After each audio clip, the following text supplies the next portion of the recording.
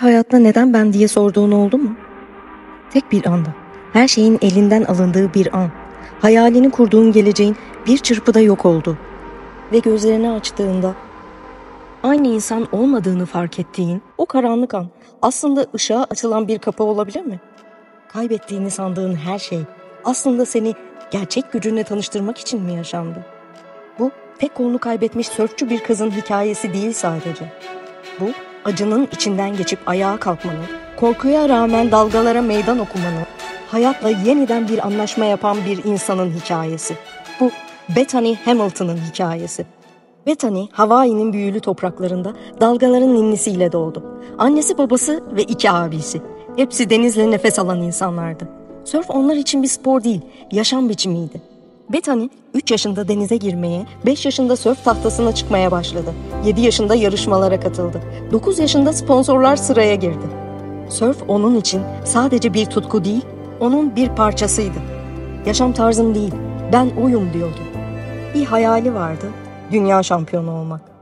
31 Ekim 2003 sabahı. 13 yaşındaki Bethany en yakın arkadaşıyla Tunnels plajında sörf yapıyordu. Tahtanın üzerinde uzanıyordu. Sol kolu suyun içinde serbestçe savunuyordu. Ve o an geldi. 4 metre 30 santimlik bir kaplan köpek balığı kolunu omuz hizasından kopardı. Kan, sessizlik ve ardından gelen o cümle. Köpek balığı saldırısına uğradı. Bethany sörf tahtasına tutundu. Sahile kadar taşındı. Vücudundaki kanın %60'ını kaybetmişti ama hala nefes alıyordu.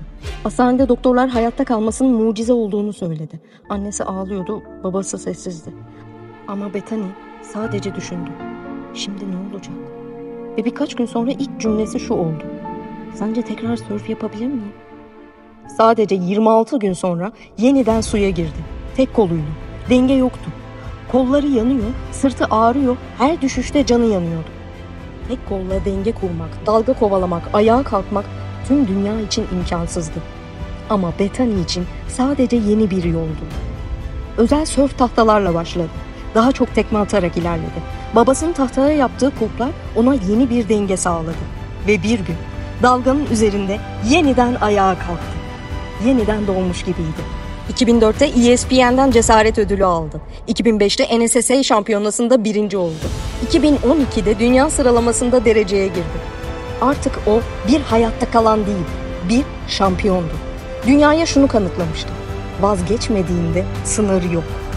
Bethany yaşadığı felaketi bir travma değil, bir nimet olarak gördü. İnancı yol arkadaşıydı.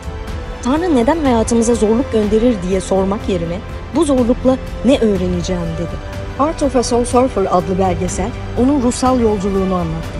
Her darbe onu güçlendirdi. Ve o artık sadece sörf tahtasında değil, insan kalplerinde de iz bırakıyordu. Otobiyografisi Soul Surfer çok satanlar listesine girdi. Hollywood'da filmi çekildi. Friends of Bethany adlı vakıfla huzur kaybı yaşayanlara umut oldu. Seminerler verdi, binlerce insanı etkiledi. Hayat hikayesini bir ışığa dönüştürdü. Bir kolumu kaybettim ama milyonlarca yüreğe dokundum dedi. 2013'te Adam Dirks ile evlendi. Artık hem bir eş hem de bir anneydi. 4 çocuk annesi Bethany sörf tahtasını elinden bırakmadı. Okyanusu çocuklarına tanıttı.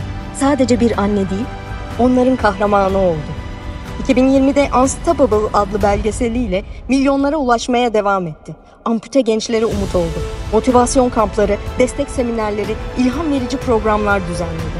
Bethany Hamilton'ın hikayesi sadece bir mücadele değil, bir yeniden doğuş hikayesidir. Kendine inandığında hiçbir engelin seni durduramayacağını gösteren canlı bir örnektir.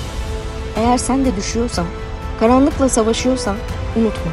Her düşüş yeni bir yükselişin başlangıcı olabilir. Yeter ki ayağa kalk. Yeter ki denemekten vazgeçme. Eğer bu hikaye sana dokunduysa daha fazla ilham için hemen abone ol. Sesli öğreti seni bekliyor. Çünkü her ses bir öğretidir.